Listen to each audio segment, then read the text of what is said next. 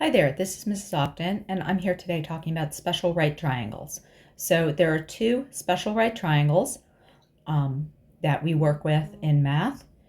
They are the 45-45-90 triangle, also known as the isosceles right triangle, and the 30-60-90 triangle, which is a scalene right triangle.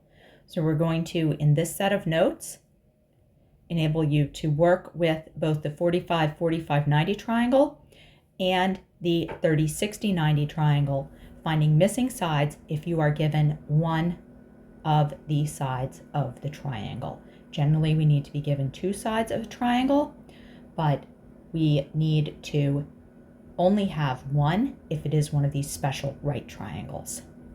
So you'll notice that here, these are isosceles triangles, 45-45-90. We know that from the converse of the isosceles triangle theorem. So it's easiest for B and C to get started there. Because this is an isosceles triangle, both legs must be congruent, therefore x is equal to 7. And in this one, the other side is equal to 3 square roots of 2. Now, just looking at this, I might notice, there's a relationship here, 7, 7, and 7 times the square root of 2. Well, this comes from 7 squared plus 7 squared equal to c squared. This is 49 plus 49, or 98 equals c squared. If I take the square root of that, 98 is equal to 2 times 49. And therefore, c is equal to 7 radical 2. Now I have a similar relationship going on here. 3 times the square root of 2, recall, if I square that, I'm going to get 18. And so if I square that again, I'm going to get another 18. I get 36. So 36 is equal to c squared, and the square root of that is 6. Of course, because I am working with side lengths, I'm only going to have positive solutions. So I can make the suggestion that this is highly likely to be 10 times the square root of 2. 10 squared plus 10 squared is going to be equal to 200, and the square root of that is going to be equal to 10 times the square root of 2. So I can draw the conclusion that c is equal to the square root of 2 times a, or the square root of 2 times b in the 45-45-90 triangle.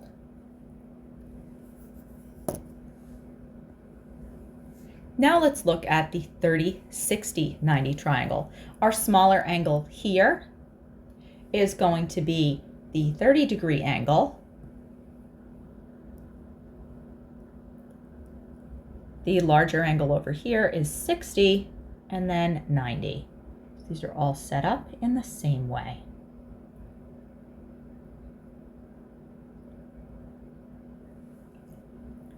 Now what I notice is that I have 4 and 4 times the square root of 3. I have 6 times the square root of 3 and 12. I have 8 times the square root of 3 and 16 times the square root of 3. So just starting out with the Pythagorean theorem here, I have 16 plus 48, and that gives me 64. The square root of 64 is 8, so I notice a 1-to-2 relationship between the shortest side and the hypotenuse. I notice further that between the shortest side and the medium length side, I have a relationship of 1 and square root of 3. Let's see if that holds here. I have x squared plus 6 radical 3 squared equals 12 squared. So I have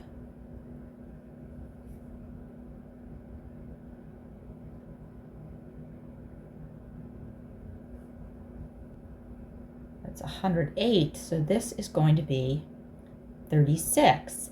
So x is going to be 6. So just looking at this, I'm going to start making the assumption that, if I know my shortest side, I can multiply my shortest side times square root of 3 to get this medium length side. And I can multiply my shortest side by 2 to get the longest side, the hypotenuse. I see that same relationship here. 2 times the 8 square roots of 3 is going to be 16 square roots of 3. Now, I notice that I already have multiplied by square root of 3, so 8 times the square root of 3 multiplied by the square root of 3 is going to give me 24. And I can verify this again with the Pythagorean theorem.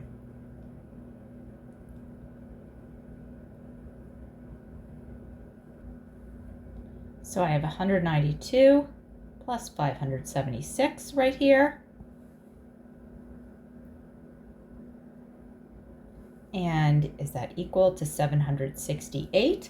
Well, in fact, it is. So this checks out. And my conclusion is that the ratio of shortest side to hypotenuse is 1 to 2. Shortest to middle length is 1 to square root of 3. You may see this summarized as y square root of 3, and 2y. So there's a little summary for you. Next, we'll look at a few problems involving using special right triangles. This is particularly useful when we are working with squares and their diagonals, or with equilateral triangles and their altitudes. Let's check these out now. So here's Jana is cutting a square of material for a tablecloth. The table's diagonal is 30 inches or 36 inches. She wants the diagonal to be an extra 10 inches, so it will hang over the edges of the table. Now, what size square should she cut to make the tablecloth? Now, as somebody who has done sewing before, we want to round to the nearest inch. I would say you probably want to round up just so that you have that extra for the hem, but this says round to the nearest inch, so we could end up rounding down. All right, so Jana is going to have her square tablecloth, and I'm just going to mark this as congruent and as a square. My diagonal is going to be 36 plus 10, or 46 inches. Now, because my relationship is x times the square root of 2 to get to the diagonal, my side length is going to be equal to 46 divided by the square root of 2. So this can also be written as 23 times the square root of 2 after I rationalize the denominator. So we'll go ahead and multiply this.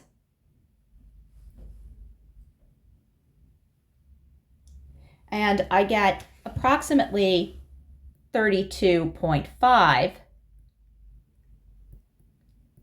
inches. I'm going to round that up and tell Jenna that she needs to cut 33 inches for the side length. Now in our next problem, Josh is making a decorative pin and adding a fastener to the back of this equilateral triangle. Now the length of each side of the equilateral triangle is 6 centimeters. And so we can see, here's my 30, 60, 90 triangle. There's my altitude, also my median perpendicular bisector and angle bisector on this equilateral triangle. So this is 3. Now I need to know if this length here is going to be greater than 4 centimeters. Because if it is equal to or less than 4 centimeters, that fastener is not going to fit so well. It's probably going to stick out if it's equal to 4 centimeters. So we definitely want it to be greater than 4 centimeters so it'll fit nicely. So I know that my relationship is y square root of 3 and 2y in my 30, 60, 90 triangle. So I'm going to take y equals 3, and so my side of middle length is going to be equal to 3 times the square root of 3. Now, even just doing some front-end estimation there, I can tell that this is going to work out just fine, because it's going to be equal to approximately 5.2 centimeters. So yes, the 4 centimeter fastener will fit.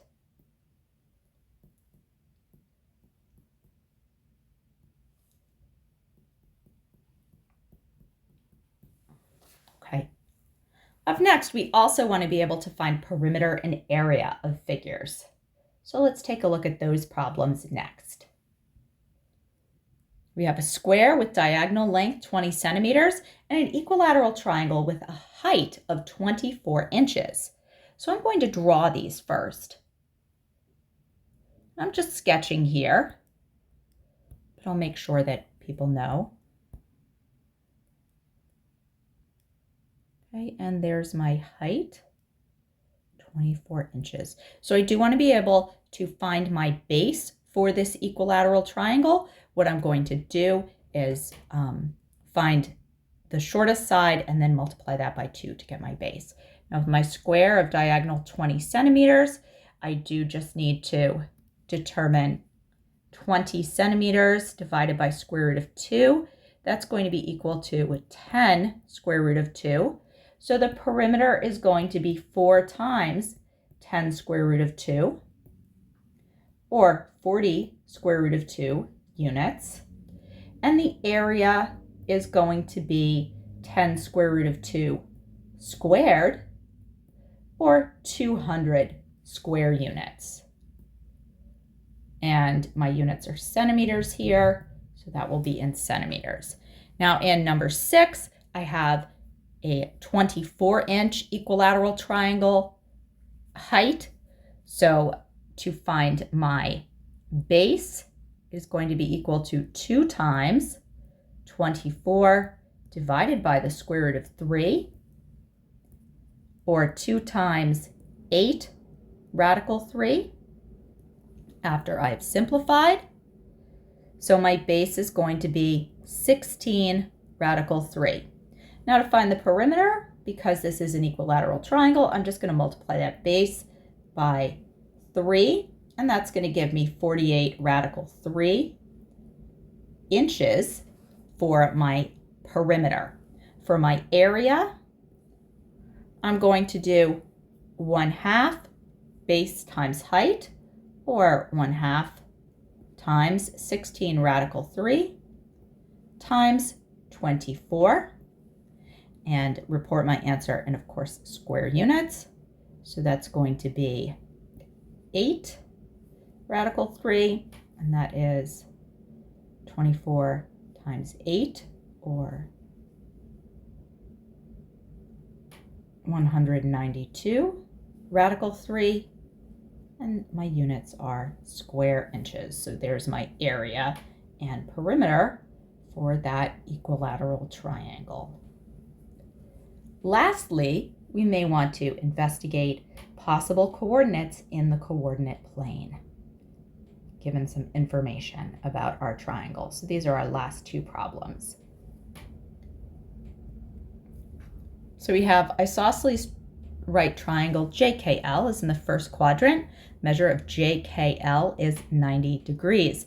Given J is at 2, 7, so we'll go ahead and plot that. There's 2, 7, and K is at 2, 2. What are my possible coordinates of point L? So I need this to be a right angle, so I can either have JKL going out this way, and this needs to be 5 units. So here's one location for point L, and that is at 7, 2. Be sure you put this in parentheses. Or we could go in the other direction. I'm just going to draw over this in white rather than erase.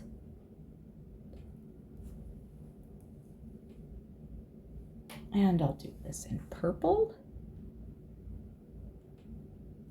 And that would end up at -3, 2. Then I would have an isosceles triangle either way. Now, in our next problem, we have 30, 60, 90. Again, JKL is 90 degrees, but now it's not an isosceles triangle. We are told that JK is the side opposite the 30-degree angle, and we are asked to find the possible coordinates of point L. So I'm still given that J is at 2, 7, and K is at 2, 2. This is 5 units long. It is the side opposite the 30-degree angle, so JK is 5. It is the shortest side because that is the smallest side across from the smallest angle. So let's determine what the length of side KL needs to be. Well, KL needs to have a length of 5 times radical 3. And if we multiply that out, because that's going to be more helpful to us in determining, we get that it's going to be approximately 8.66. So I can either be out here at 10.66, 2. That's one location for L. And I should put my squiggly marks there. Or I can go in the opposite direction, and that would give me a location of -6.66, 2 for my location for L. So either one of those is going to work. So that's just a few ways you can use your right triangle special rights formulas. Remember, for your isosceles right triangle, you have x, x, and x square root of 2. And for your 30, 60, 90, that again comes from that equilateral triangle being cut in half, you have y times the square root of 3 for your next shortest side, and your hypotenuse is going to have a length of 2y. I hope this has been helpful to you, and have a great day.